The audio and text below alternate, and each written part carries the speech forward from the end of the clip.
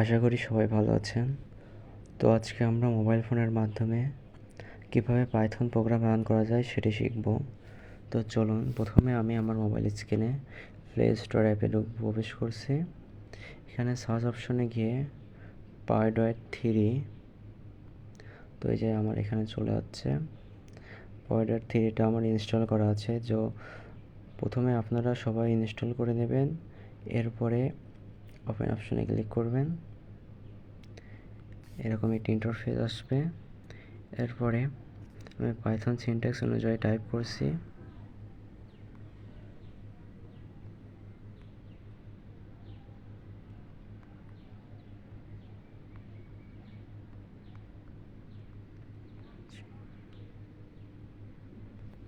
এরপর রান অপশনে ক্লিক করলাম। তো এখানে আমাদের খুব সহজে আউটপুট দেখতে পাচ্ছি, দেখছেন। তো এভাবে আমরা পাইথন রান করতে পারবো। এখানে নিউ ফাইল ক্রিয়েট করতে পারবো, আগের ফাইল ওপেন করতে পারবো, এবার সেভ অপশন রয়েছে এখানে।